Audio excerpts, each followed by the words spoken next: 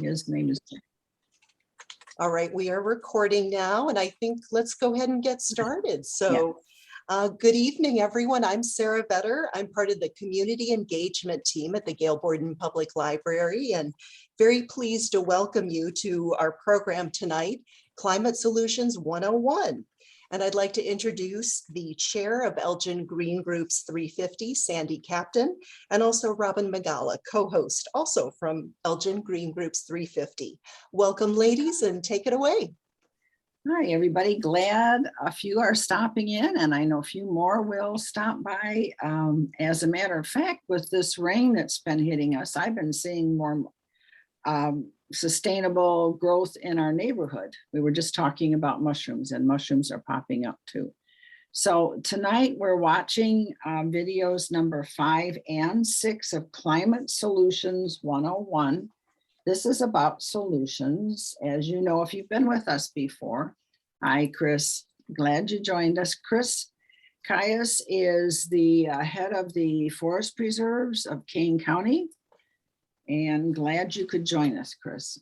Putting it all together is the first video. It's the shorter one. It's a little over 9 minutes. And this whole series is great because it shows us how we can do this. And I'd like to, after the first video, we'll have a brief pause and get the second one going, and we'll have questions and answers afterwards. You can put your questions and answers in the Q&A column or just raise your hand and ask, and we will share anything that we might know or find a reference for you. But we're hoping that people get the idea that the solutions are up to us to choose. That's what they've been saying from day one. We're not waiting for somebody else to do it all for us. We're being involved too. The government has to help. There's no doubt about it. But we have to be a part of that. So let's watch number 1, video number 5, putting it all together. Okay, let me come back here. All right. And we are. Oh, that looks good. Scroll down, and this is Unit 5, putting it all together. Right, Sandy? That's it. Thank you. Very good. Sarah. Sure. Library's been super with us. We appreciate the library hosting this. And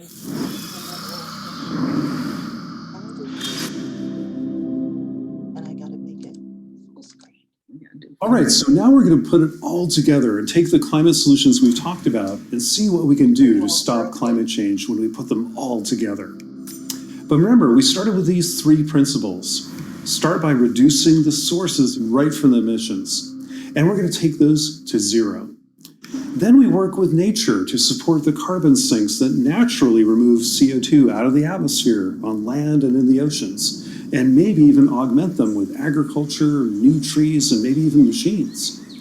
And finally, we're going to look at ways that by improving society, we might introduce new climate solutions while also improving human well-being. When we put them all together and we see kind of the big picture of solutions, we see that a lot of these coming together give us a very powerful toolbox. For example, starting by reducing sources across those big 5 areas of electricity and food, industry, transportation, and buildings, we have a whole suite of solutions right there in all those different circles. Then we go down to supporting sinks, and we can see that we have a lot of solutions already in the land area and some very promising ones beginning to emerge in oceans and with engineered solutions as well. And finally, we can see by improving society, especially access to healthcare and education, we actually introduce kind of a secondary set of climate solutions that play a really big role as well. And it's kind of amazing. No one of these solutions is big enough to do the whole job.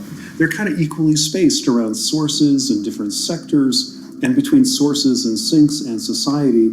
But if we pull them together, we can maybe change the future. So let's take a look. We took all of the kind of solutions we estimated before, where we crunched the numbers to see how big they could be, and we ran them through a computer model of the Earth's atmosphere and our climate to see what might happen. Well, here's what we found. If we look at the atmosphere and its concentration of greenhouse gases, the red curve kind of shows, you might call it business as usual, We start in 2020 with where we are now, basically, and run forward with our best guesses about the future use of energy, land, and materials. But then we introduced the drawdown solutions in the yellow curve, and we did an even more aggressive scenario in the green curve. These two scenarios say we're going to tackle climate change either aggressively in yellow or really aggressively in green. And when we do this, guess what we find?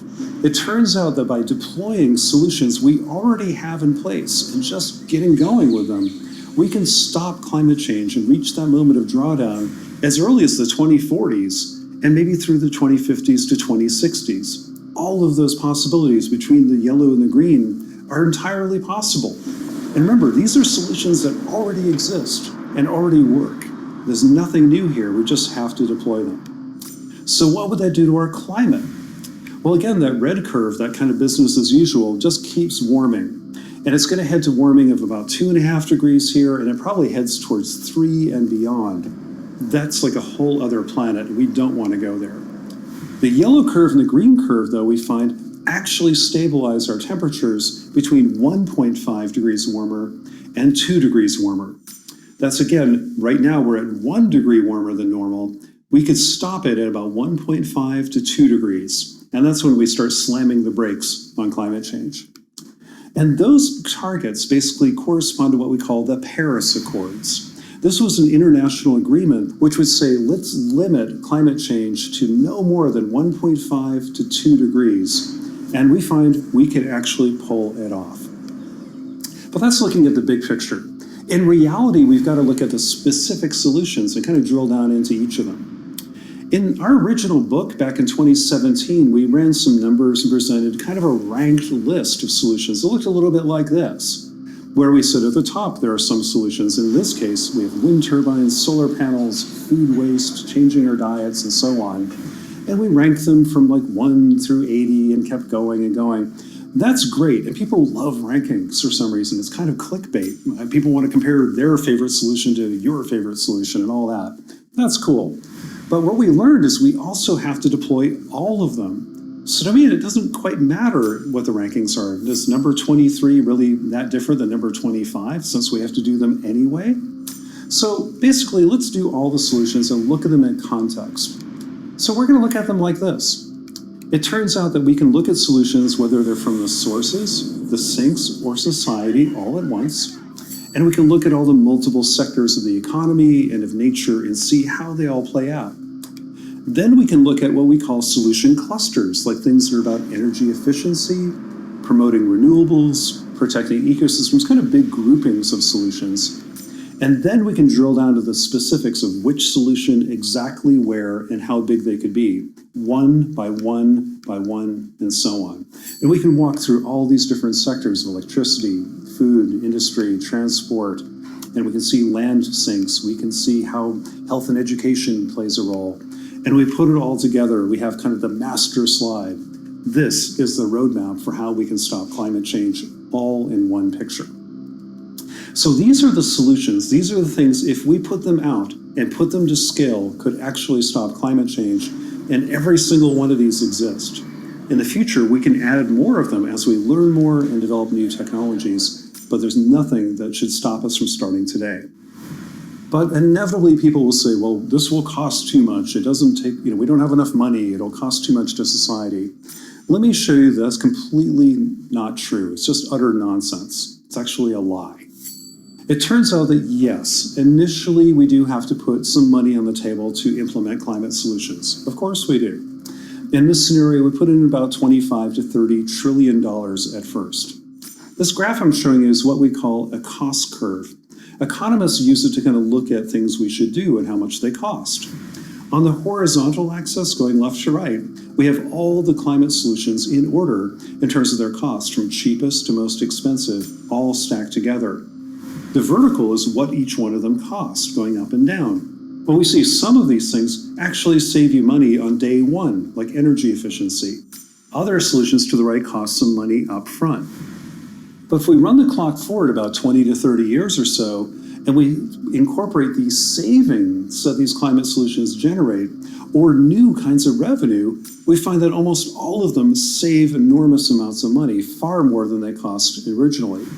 In fact, if we, in this scenario, spend about $28 trillion, which is a lot of money, but it's a lot less than we use to subsidize fossil fuels and our world's militaries and other things, we actually make back about $145 trillion, which oil and the military and other things couldn't possibly do. So this is about a 5-to-1 return on investment, and there's really no downside at all. And this doesn't even count the cost of avoiding dangerous climate change.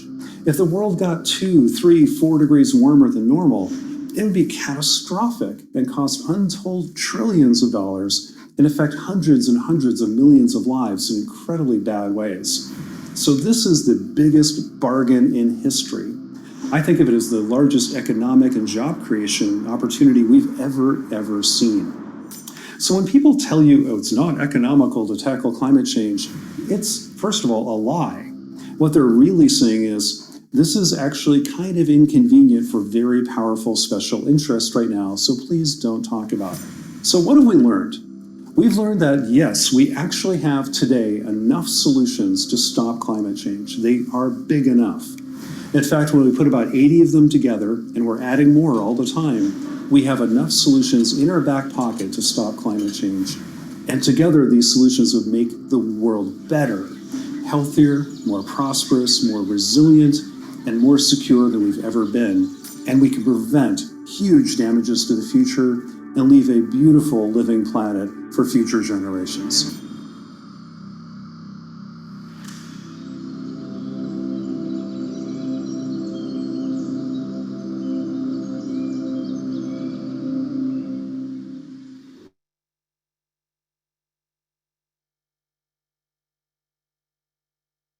Sandy, you're muted. Hi, everybody, back for a pause until Sarah gets the last one geared up, and that will be making it happen. That's what we're all looking for in this business. How do we make this happen? One of the most important things to note, and he'll say it, is it's not too late. We'll make the world better, and let's do it now. So if you have any questions or anything, please jot them in the chat, or you can, and we'll be addressing them when this next video is through. It's really interesting to note that some of the things, and I've been on this project, this obsession actually for over 12 years. And some of the things that we've heard about why we can't do this are myths. Renewable energy is cheaper.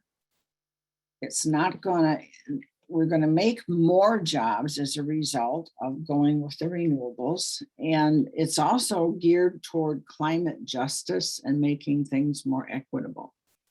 So let's see if Sarah is ready for the last section, which lasts a little over 14 minutes, and then we'll have time for questions and answers.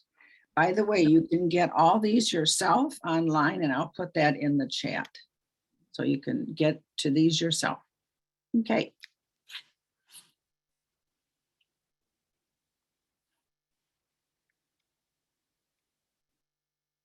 Okay, Sarah, we're ready if you are.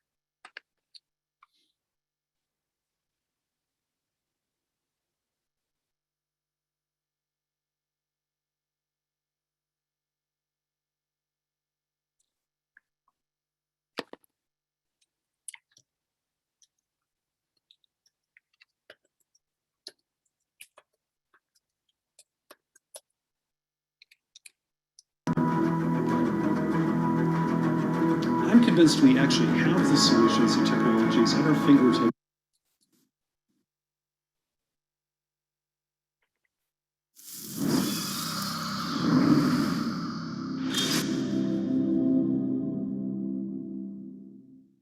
Okay, so in this final unit, we're going to talk about how we can make this all happen. We've got solutions, but now we've got to put them out into the world.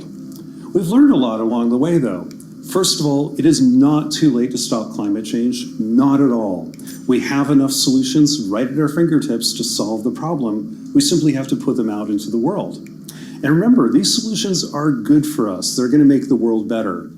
Analogy I kind of like to use is you go to the doctor, you learn you're kind of sick, and you might learn about a treatment, but there are side effects. It's going to be kind of nasty and things you don't really want to do. This is kind of different. We go to the doctor and learn, hey, we got a real problem, but the solutions are going to actually make you healthier, happier, richer, and better off in the long run. Why not? Why the hell aren't we doing this? Well, the first thing we have to remember when we move forward to actually implementing these solutions is time is the most important variable. We've been wasting decades talking about climate change, but not doing enough to stop it. If we take the solutions we have now, let's not wait for any more technology or anything else. We start today, we can still beat climate change. But if we wait because of politics, we wait because of obstructionism, we wait because we're waiting for the perfect new technology, we are going to lose. So we have to start now. We need time, not tech and talk. That's what we need.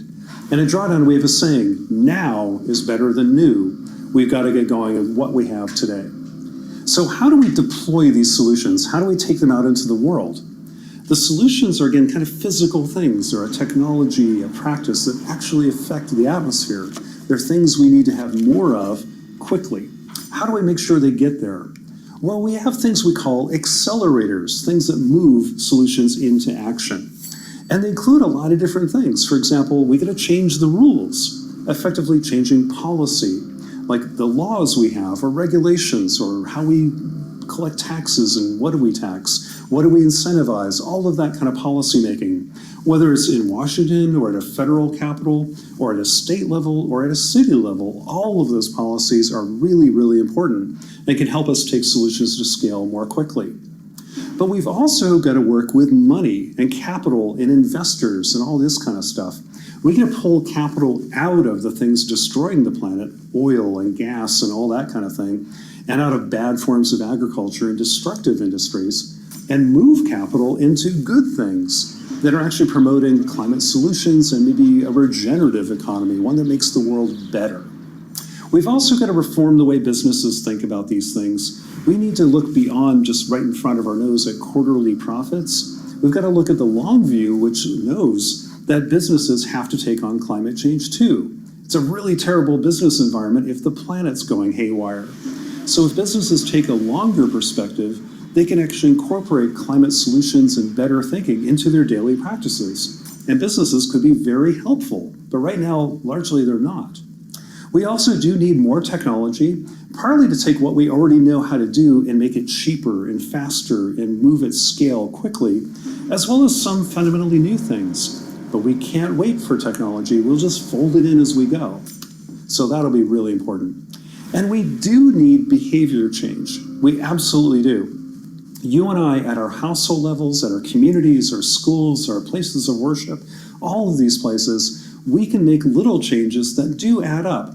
They're not enough to solve the problem, but without behavior change, things like how we eat, food waste, our energy conservation strategies, do require that as individuals and communities, we play sort of a role as well. So we need it all. Just like climate solutions, we need a lot of accelerators as well, from the policy making to individual behavior to moving money, inventing new things, and changing the rules of business. We need everything. But how's this going to play out over time? Well, we're going to be addressing climate change for a while now. It took us a good 100 years to get into this mess. It's going to take a couple decades to get out of it. It's just inevitable. So I think about climate solutions unfolding over, let's say, the next 3 decades. We got the 2020s to work on it, the 2030s, and the 2040s. How do we play it out over time? It's kind of like a big chess game. We now know all the pieces on the board. What are our opening moves, and what are the closing moves we need to win the game? Well, I think there would be kind of 3 waves of action that all begin today, but they unfold a little differently over time. The first wave of action might be, let's deploy the really cost-effective, low-hanging fruit, things we know how to do right now that save us money and are big wins today, and do them fast. Energy efficiency, It's crazy that we still have buildings that leak out half of the energy we pour into them. The fact that we throw away about a third of the food in the world, that we still deforest beautiful tropical forests to grow a few more cows and soybeans. These are all things we can totally fix today if we put our minds to it. There's no reason we should be doing these things. Similarly, we need to demand the energy industry really tackle methane leaks. We're going to move off of natural gas completely. That'll take more time. But immediately, we can stop the leaks in natural gas pipelines, in natural gas wells, and flaring of oil rigs. Those are things we could stop today if we simply regulated that better. And we can also switch to renewables a lot faster than a lot of people thought. Even 5 years ago, I might not have said this, but today, renewables have gotten so cheap. They're now by far the cheapest source of electricity on the planet today.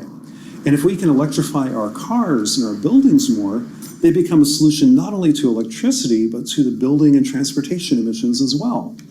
Solar panels in particular have fallen in price so quickly, it's almost like computers. They're getting cheaper and faster and better, like everything. So iPhones and solar panels have that in common. The cost of solar cells are so cheap now that solar and wind are now the cheapest ways to make electricity on the planet. This here shows a picture of how much money it costs to build 1 megawatt hour worth of electricity production. Solar and wind are now cheaper than basically gas could ever be, certainly cheaper than coal and way cheaper than nuclear power. And they're falling in price every day. That's incredible. So there are a lot of things we could do right now very quickly that could have a big impact. Then the second wave, which we also start today, we're not waiting, but this one will take a little bit longer because it's about changing big infrastructure. We're going to have to reinvent a lot of our big systems, whether it's agriculture. We have hundreds of millions of farms across the planet. We're going to have to change them all, one by one by one. And we're going to have to do new kinds of farming that have fewer emissions, or farms that maybe even absorb some carbon dioxide as well. We've also got to retrofit almost all of the world's buildings. Sure, we can build new, like net zero buildings and green buildings and all that. That's great. But most of the buildings we'll see in the first half of the 21st century have already been built. And we've got hundreds of millions of those where we're going to tear out a furnace and a boiler and a hot water heater, put in a heat pump and insulation and building automation systems and solar panels. That's going to create hundreds of millions of jobs and new opportunities. And these are jobs that can't be taken away by AI or robotics, and they can't be shipped overseas. This is a great opportunity for economic development too. We're going to do the same thing with transportation. Every car, every airplane, every truck, everything has to be retired and fast and replaced with more efficient and hopefully electrified vehicles that can emit no pollution but still give us great mobility and even better transportation than we see today. And of course, over the same time period, we can deploy new technologies, but don't wait for them. But we will have to invent a few things along the way that can make things cheaper and faster and better, but also whole new ways of doing things. For example, in industry, we still are going to have to tackle the problems around cement. There's some interesting prototypes to this, but we've got a long way to go. We're going to have to find new replacements for refrigerants, away from these fluorinated gases like hydrofluorocarbons to ones that aren't super pollutants in climate change. And we also have to do things like making steel in ways that don't emit high amounts of carbon dioxide. These are all possible, but we got a little ways to go for that. Then we have things that I think are going to be pretty exciting, like how do we make jet fuel out of the air instead of out of oil? How do we have a drop-in replacement for aviation so we don't contribute to climate change when we fly? Or making air turn into plastics, so we're not using oil to make things we might need. We're actually using last year's pollution. These are all ideas that need a little more work and can be deployed over the next few decades. But what you see here is climate change is, yes, a huge problem, but I actually look at it a little differently and see it as a great opportunity to kind of reboot the planet. We have to reimagine everything, the way we make our energy systems work, electricity, transportation, buildings, the way we grow food and use what we grow and ship it around the world and what we eat and how we eat it, all of that. Everything has to be reinvented. That's great. That's an opportunity to rethink everything. As we fix our problems around climate change, we could also have an eye towards equity and justice, and maybe address some of our long-standing historical dilemmas there. We also could look for opportunities to grow new jobs as globalization has wiped out other jobs. We could also create healthier cities where people walk more, get more exercise, lead better lives, breathing cleaner air, and addressing some of our biggest public health concerns. So to me, addressing climate change isn't a bad thing. It's one of the biggest opportunities to build an incredible world we've ever seen. So what else do we need? I'm convinced we actually have the solutions and technologies at our fingertips to get going and solve this problem. We also know how to push them out into the world with policy, behavior, capital, and so on. But we're missing something. One of the things I think we're missing right now is a much better and bolder vision of leadership. We don't have that today, sadly, in most places. Today, a lot of our leaders are saying the future is going to be terrible. It's going to be dark, dismal, dystopian futures, and those people are to blame for it. We're causing people to be fearful and divisive and hate each other. We are now more divided in the United States, for example, than any time since the Civil War, and I don't even know why. We have to move away from that model of leadership if we want to be the best version of ourselves and solve one of our greatest civilization's problems.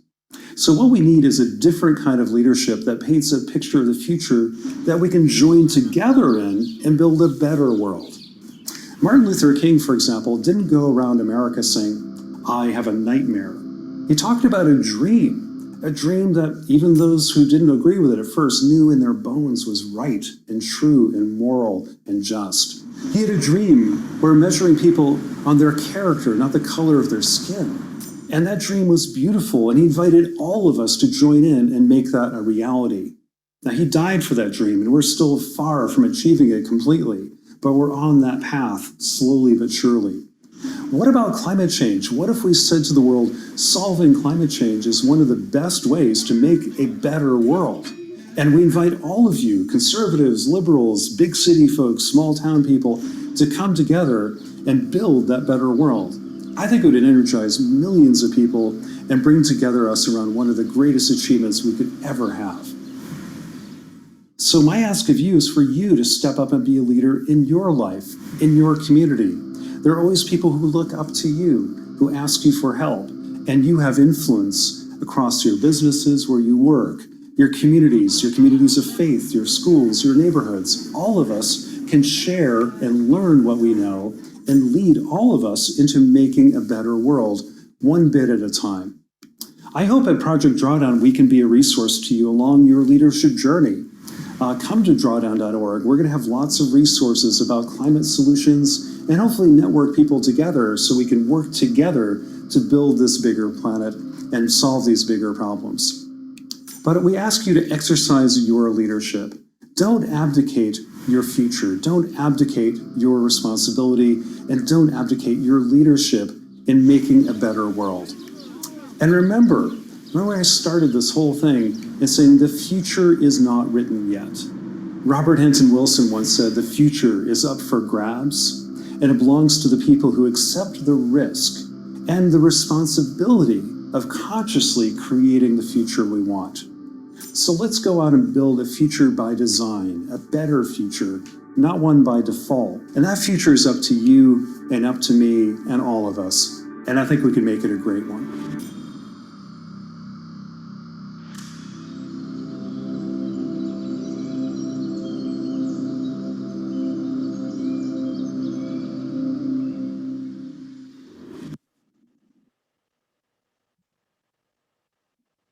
You're muted, Sandy. Do best. I put in the chat box how you can check out these videos for yourself. I think I've probably watched them 5 times, maybe more, and I don't get tired of them. There's always something more I can pick up, and they're free. Anybody can watch them. Does anybody have any questions or thoughts or comments or anything about this series or about climate solutions?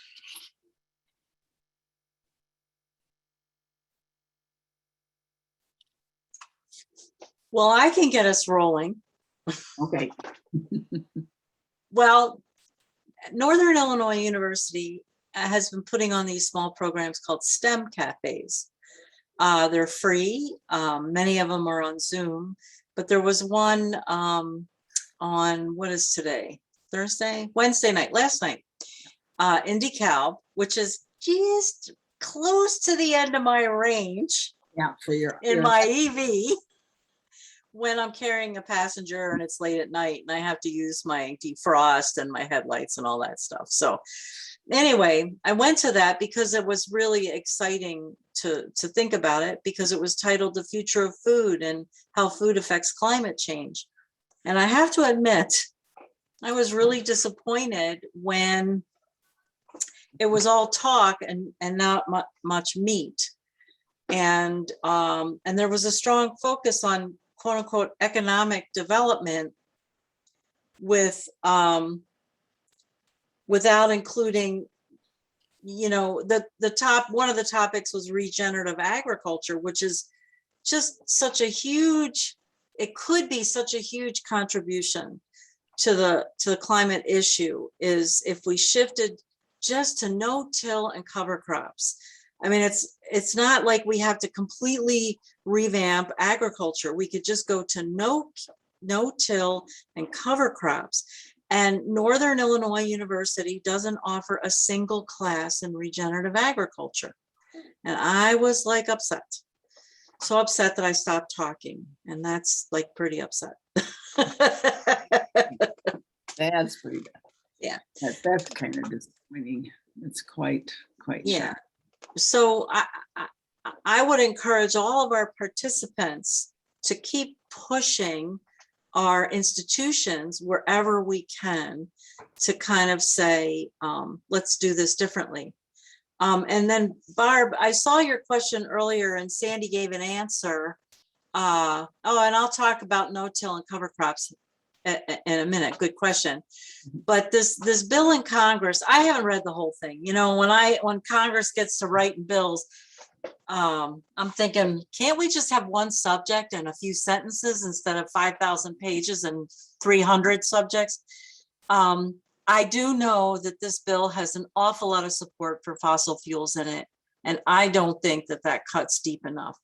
So so that's just what I know. But no-till is where, so our current agricultural method in most commodity crop farming is you plant some genetically modified seeds, you fertilize the heck out of it, you spray, they're genetically modified so you can spray Roundup on them so you don't have to worry about weeds, because you're going to spray chemicals all over everything to that won't kill the plant, but will kill the weeds. So anyway, and at the end of the season, they cut all that down and then they till it all up. And that just never sequesters carbon into the soil, where if you didn't till it, it would stay there instead of being released into the atmosphere. And cover crops are when your field is fallow, like after you've harvested your corn or your soybeans, you just plant something like clover or vetch or annual rye or annual wheat that grows. And then the next year, you just like cut it down and plant in the rotting mess, because that's like going to create a whole biosphere in there of animal and mycelium and bacteria and all kinds of stuff in the soil, but it keeps it all locked in together. You know, the way we farm, it's almost like having a head of hair with no roots, like it's like a wig. And then and then when they harvest, it's like they take the wig off and there's nothing there left to feed what's in the soil. So no-till and cover crops are an end to that, where you stop churning up the soil and you start planting things that will die in a year and basically rot or compost themselves right there on the spot. Yeah. Did that answer your question, Barb?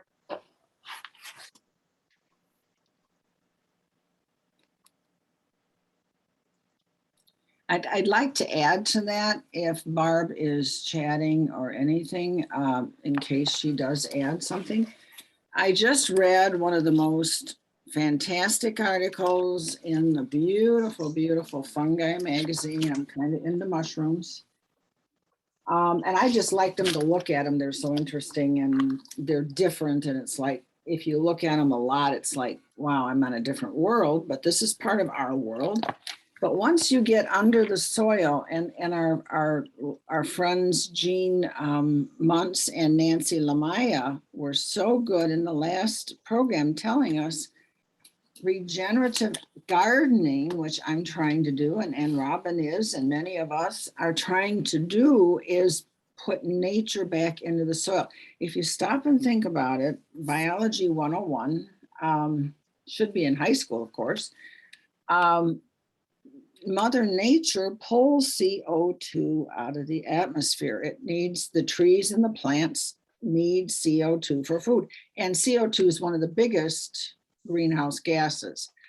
Although methane is very potent and it kind of ranks up there as a big problem because it's a much more warming greenhouse gas.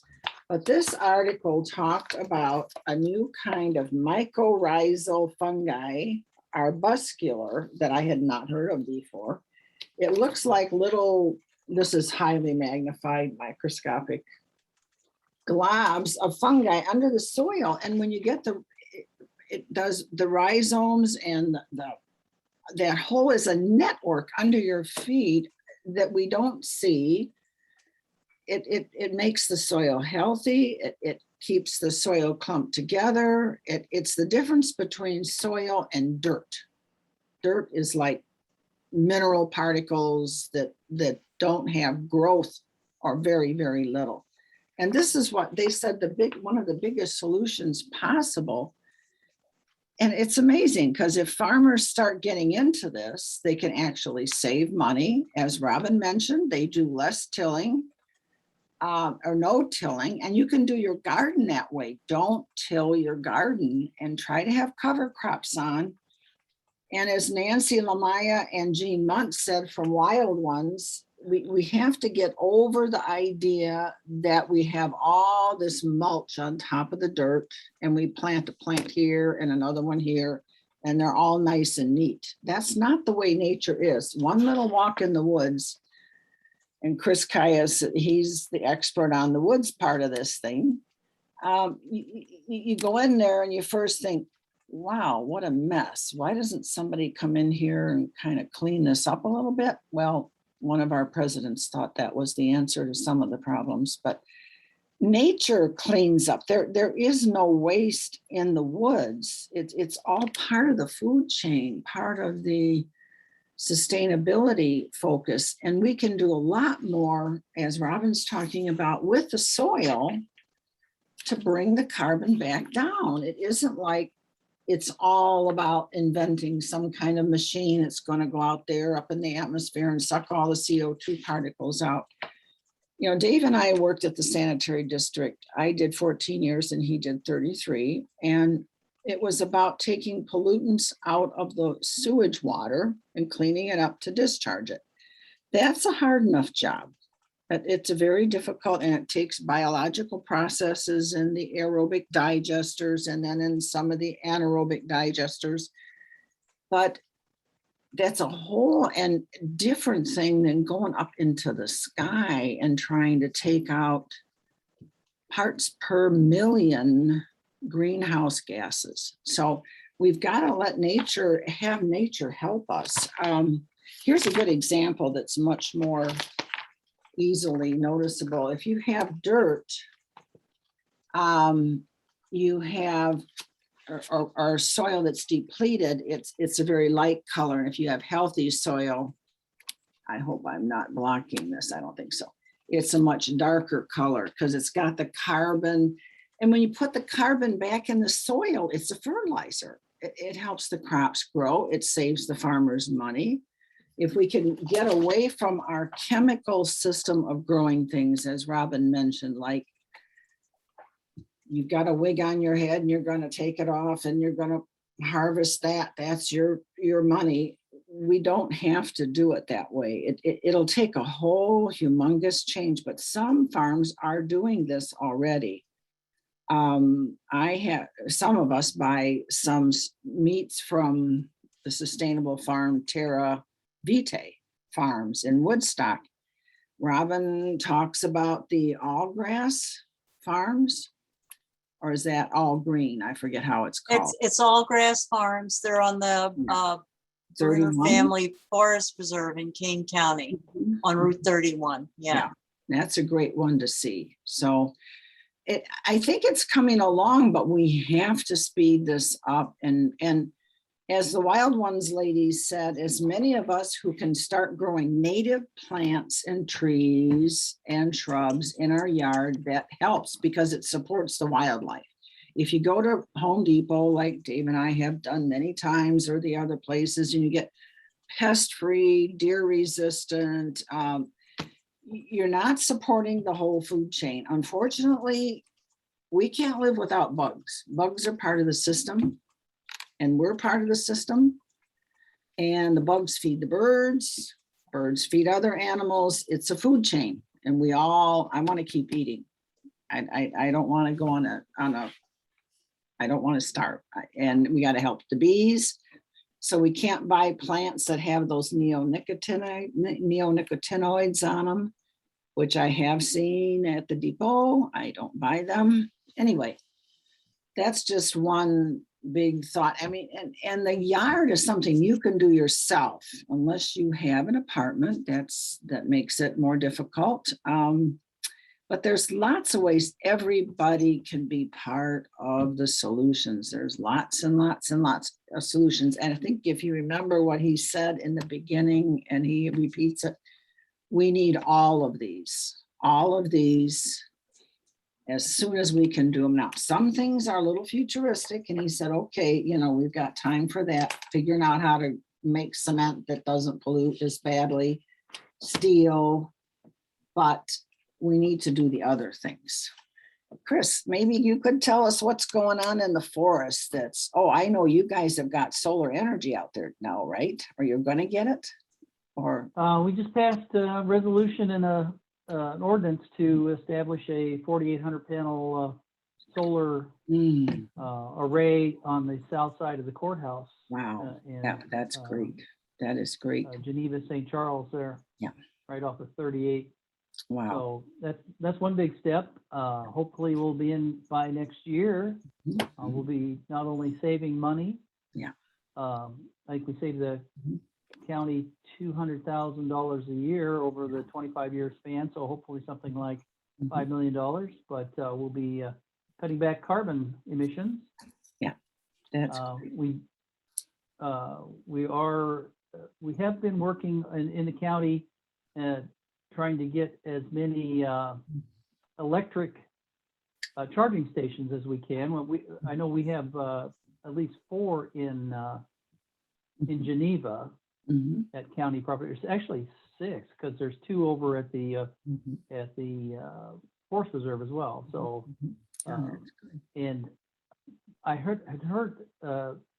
was speaking to our one of our individuals in our environmental and energy and environment department there, and apparently this will be the first time. I think they're looking at getting permits for at least 2 gas stations in Kane County to put in at least 1 charging station. I know it's like one small step for man, 1 giant step for mankind. That's right. Just a sign that the gas stations are seeing that eventually they'll be going to, hopefully, no fossil fuel.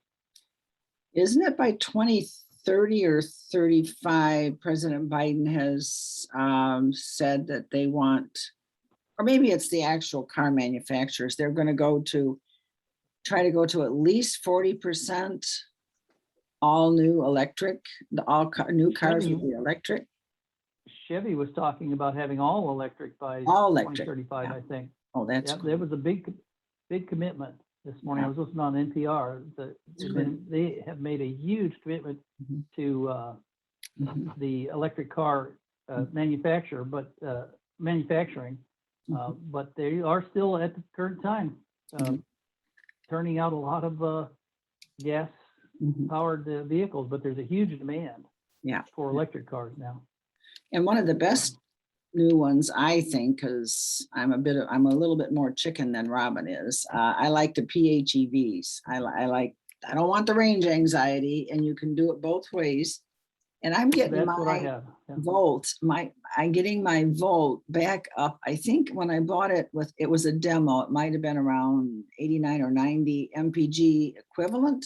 I'm up to 155 now. That means I'm using it more with the electric side than the gas side. And that's the one thing I have to tell everybody. I'm so excited. I hope the Sustainability Commission of Elgin has voted, and they sent that to City Hall, to City Council, that they're proposing that Elgin again do electric municipal aggregation. And I think it's just a matter of getting the details all organized, but your prices would be the same as ComEd. They will never be higher and they'll never be lower. That's the deal if we get it the way that we were told that we could probably do this. So and everybody will be signed on, as I understand it, unless you want to opt out. You don't have to sign on, but you have to opt out.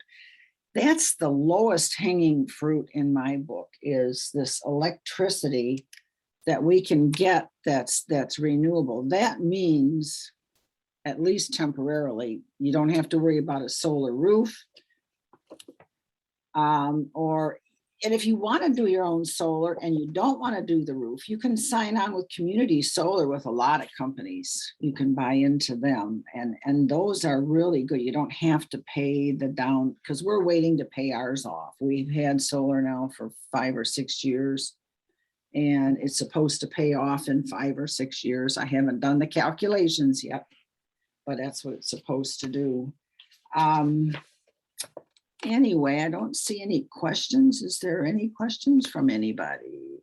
One other quick thing. I don't know if you can tell from this picture, but if they use the mycorrhizal fungi, the arbuscular types, that helps.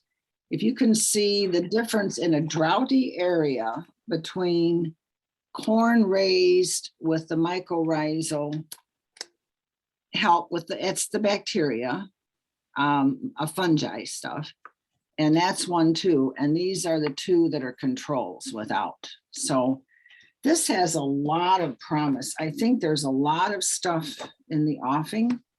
And just to do a little bit of bragging about, we had the first community solar project, Rainy Solar, put it on their roof. But all the solar from that roof that's right in town has been spoken for, and the city uses some of it on their buildings. So I think that's really neat that Elgin was the first community solar project. Anyway. Yeah, and that Wow. was pretty exciting. That was completely filled, Yeah. like subscribed before they launched. Yeah. So Isn't that people are hungry to right? to get involved in demand. community. So there's a Yeah. demand. Yeah. There is a demand. And it takes a especially lot when to it's only, go ahead, Bruce. oh, I was just saying, especially when it's only just a few cents, per kilowatt hour.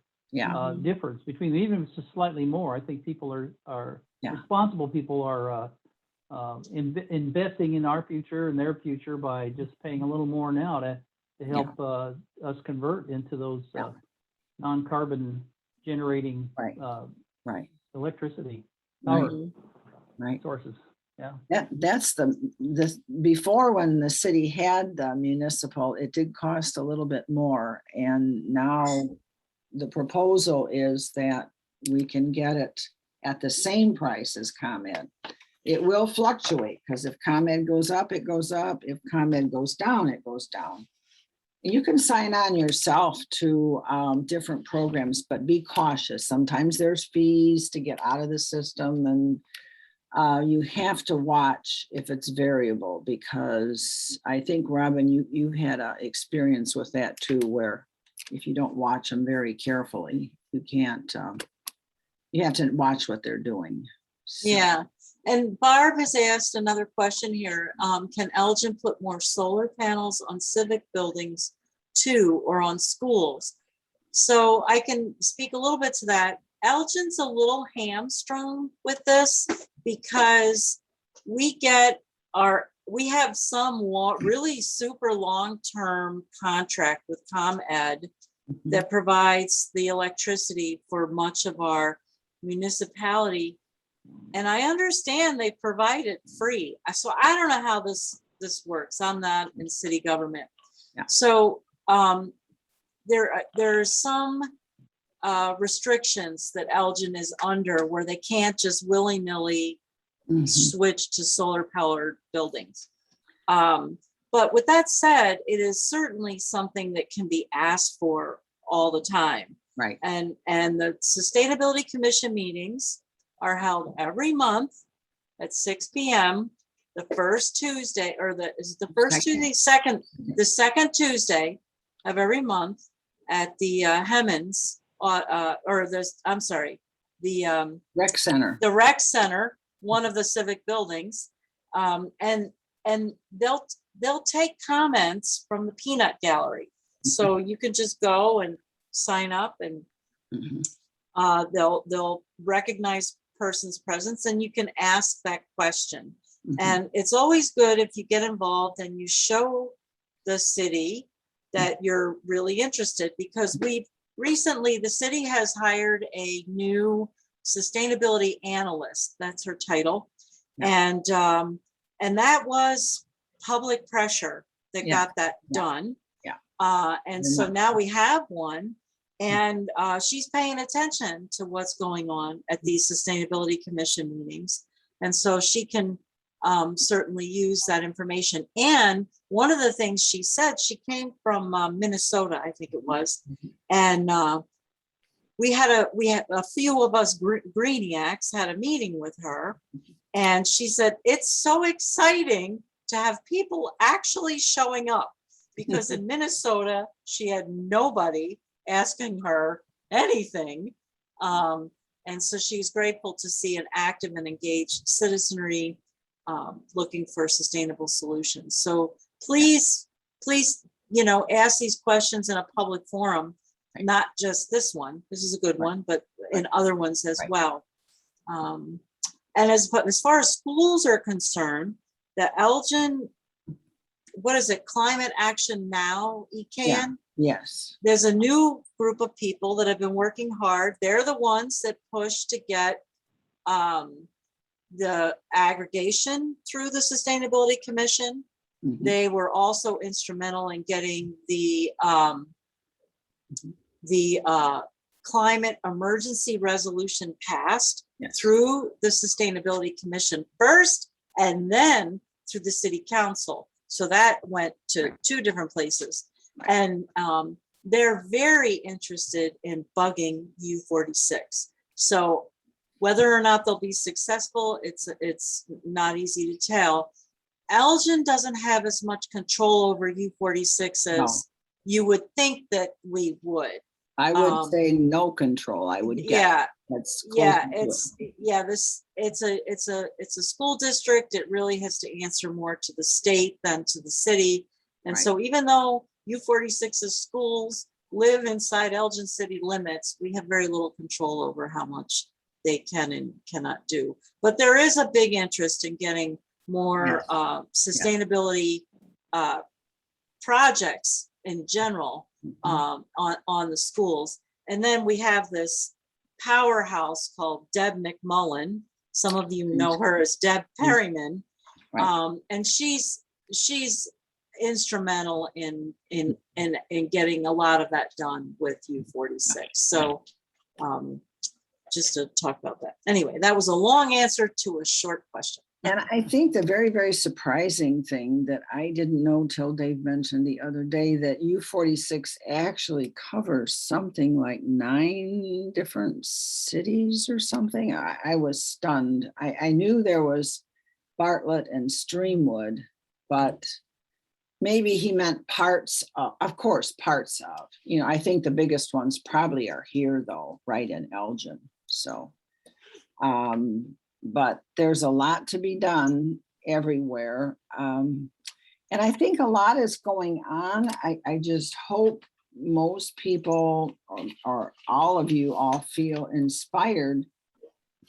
As my hero says, heroine, Greta Thunberg, nobody's too small to make a difference. And that means all of us can do something. And you never know, there's, if you've heard about tipping points where there's these horrendous tipping points in the climate where if one of them gets tipped, it can cycle into something that we can't stop. That's the scary, scary, scary part. But there's also people tipping points. There's times where one person, like this little Greta Thunberg, who's got Asperger's, has gone out and talked to everybody around the world to say, do something, especially to us adults. She's really mad at us because we're not doing much. We're not getting it moving. So we can all do some things. You can recycle. Robin Migalla is the guru of recycling. Chris Caius of the Kane County Board, they're doing a lot. And my friend Mavis Bates down there, they're doing a lot to make things green. There's Sierra Club, Elgin Green Groups is going to have a meeting October 18th. We're just going to share and support each other via Zoom. You need a lot of support in this business because it will weigh you down if you get reading a lot of it. There's just so much. We're all a little like Kermit. That's right. It isn't easy being green. That's right. I remember that, Robin. That's one of the best things we can think about. So anyway, I want to thank Gailbourn Library again for putting on this series. It's been great. So we really appreciate it. And the League of Women Voters assisted and supported us. Wild Ones of Greater King County and the Sierra Club Valley of the Fox. So was a great call to action. So Thank thanks you. to Sandy, thanks to Robin, thanks to Chris for joining us. Sandy also reminds us to check out Project Drawdown, Climate Solutions 101, and you can see all the videos again for free. And we love free stuff and mushrooms. Free is right? good. I love Love mushrooms. I don't smoke them and I don't eat too many of them, but I don't smoke them. So anyway. Oh, they're good things. Well, thanks again to you all. Thanks everyone for joining us, and hope you've enjoyed this informative and interesting program, and have a great rest of your evening. Thanks, everybody. Please go Thank you. green, green, greener, greenest. Thank you. It's Good easier night. than you think. Is that it is. Take care. Bye-bye. And we will end. Yeah.